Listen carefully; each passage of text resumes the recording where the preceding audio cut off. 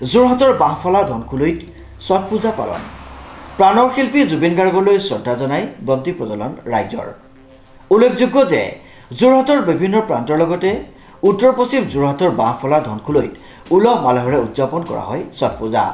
ছট পূজা হৈছে সূৰ্য আৰু সতী মাইৰ প্ৰতি উৎসৰ্গিত প্ৰাচীন হিন্দু উৎসৱ, যিটো পৰম্পৰাগতভাৱে কাতি মাহৰ শুক্লপক্ষৰ ষষ্ঠ দিনটোতে পালন কৰা পৰিলক্ষিত হয়। বৰ্তমান সময়ত এই উৎসৱৰ প্ৰসাৰতা বৃদ্ধি হৈ দেশৰ সকলো প্ৰান্ততে এই উৎসৱ পালন কৰা পৰিলক্ষিত হয়। ধনকুলৈ ছট পূজা যুৱ সমিতিৰ তৰফৰ পৰা নিউজ নাও দিছোঁ, তেওঁলোকে আহি আমাৰ ইয়াত উপস্থিত হৈছে।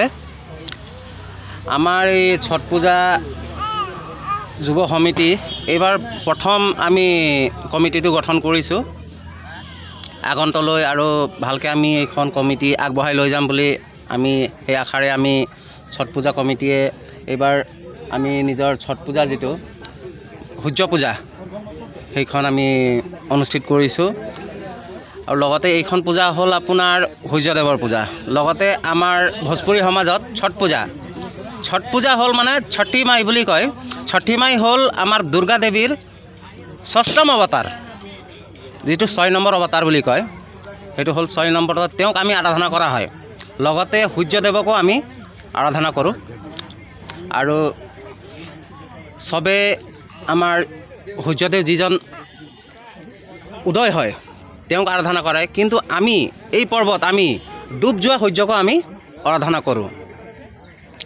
গতিকে আমাৰ আই মাতৃসকলে এই ব্ৰতটো আমাৰ সম্পূৰ্ণ 3 দিনৰ ব্ৰত।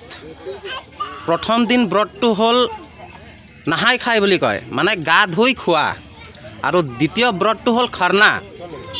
আই মাতৃসকলে সেইখন ব্ৰত প্ৰথম দিনা নাহাই খায়, দ্বিতীয় দিনটো হ'ল আপোনাৰ খাৰনা।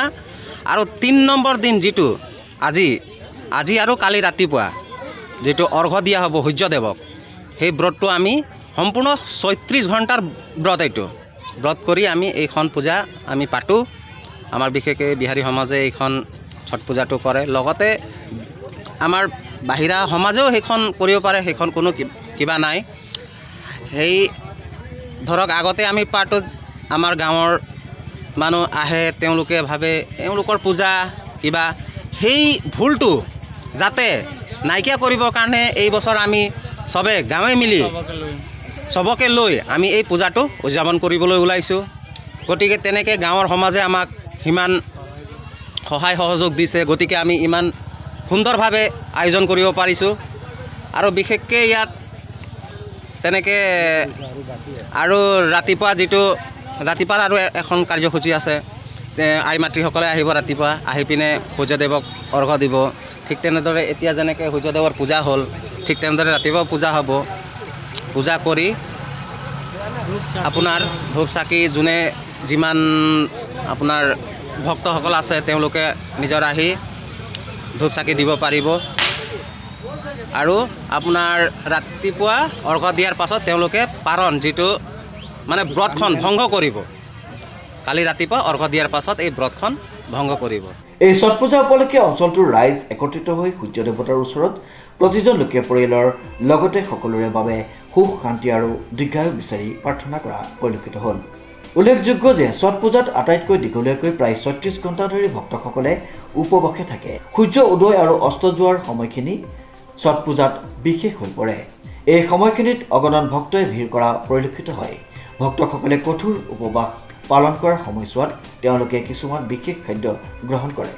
প্ৰথম দিনটোত পবিত্ৰ নদী বা জলভাগত স্নান কৰে ভক্তসকলে, আৰু তাৰ পিছত 4 দিন ধৰি ধৰ্মীয় পবিত্ৰতা পালন কৰে। এতিয়া নাম কীৰ্তন হ'ব সন্ধিয়া, তাৰপিছত আপোনাৰ আৰতি হ'ব, আৰু আপোনাৰ ৰাতিপুৱা আৰতি হৈ পেলাই পূজাখন মানে শেষ হ'ব। গগন গায়ক তাৰপিছত মানে তেওঁক লৈ আৰু আমি চান্দালি যি পেলাই এনেই সৰু সুৰাকৈ আৰু পাতিছোঁ। আকৌ নেক্সট আপোনাৰ এইটো 2 দিনীয়া, আজি আৰু কালি।